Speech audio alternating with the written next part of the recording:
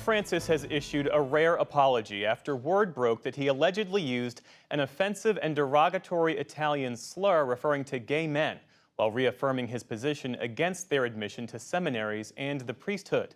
The Pope made the remark in a closed-door meeting with Italian bishops last week. Reactions have been divided over whether the Pope's use of the slur was intentional or a linguistic gaffe. To discuss the implications of this, we're joined by Marianne Duddy Burke, Executive Director of Dignity USA. That's an organization that focuses on LGBTQ rights and the Catholic Church. Thank you for being with us. Glad to be here. In issuing the apology, a Vatican spokesperson in a statement said the Pope never intended to offend or express himself in homophobic terms, and he apologizes to those who felt offended by the use of a term reported by others. How does all of this strike you? The use of the word, and we should note there's some debate about the intent, but also the underlying point that gay men shouldn't be allowed to train in seminaries as priests. Well, the reality is there are literally tens of thousands, if not millions, of gay men who are priests or gay men who are in seminaries training to be priests. And our church and the service to the people of God that the church provides just could not happen without those who serve currently and without the priests, bishops, and perhaps even popes who were gay who have served our church in the past. So, you know, gays in the priesthood is a reality. God calls whom God wants to call to ordained ministry and to other ministries in our church. The fact that a slur was used, whether intentional or not, really points to the fact that our church is still conflicted to a great degree about the issues of gender and sexual orientation, whether in the priesthood or beyond. And sometimes that just comes to the fore, as it did in this instance. And yet, Pope Francis has done more than any pontiff to make the Catholic Church more inclusive to LGBTQ people. Maybe not in terms of doctrine, but certainly in terms of tone regarding the Church's approach and attitude. How do you reconcile all of that? Well, Jeff, I think the issue is that it is not reconcilable. It's a fundamental conflict.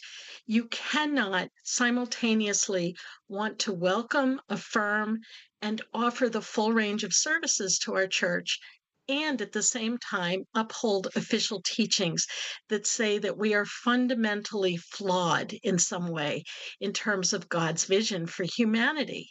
When you try and hold those two things together, it just doesn't work. And I think that Pope Francis has become emblematic of the conflict that exists at every level of our church in every country where the church is present.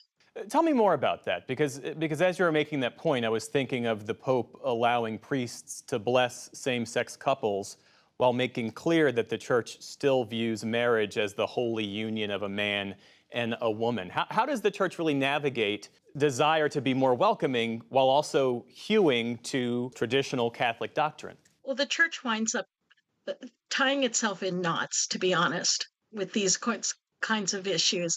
You may have seen the Pope's recent clarification in a TV interview that he is not allowing the blessing of same sex couples. He is allowing the blessing of the individuals in that couples.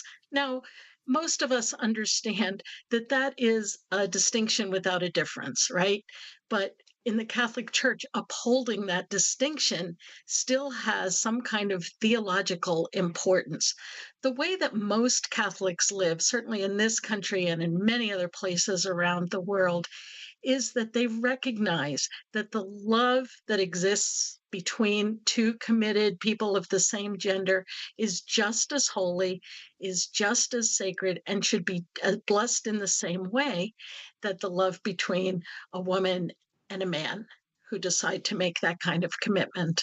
The United Methodist Church, as you well know, I'm sure, recently struck down their longstanding anti-LGBTQ policies.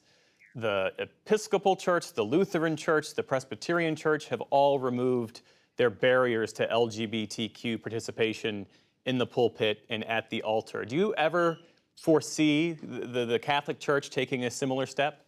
Well, again, I think the reality is that most Catholics have already taken that step in their own consciousness. What is missing is for the leadership of the church and the dogma of the church to change. And we're seeing this ever widening gulf between the people of the church and its leadership. And in many cases, that is leading people to disaffiliate from the institutional church, even as they hold their faith and many of the primary teachings of Catholicism very dear. Marianne Duddy Burke is Executive Director of Dignity USA. Thanks so much for your insights and for your time this evening. Thanks for having me.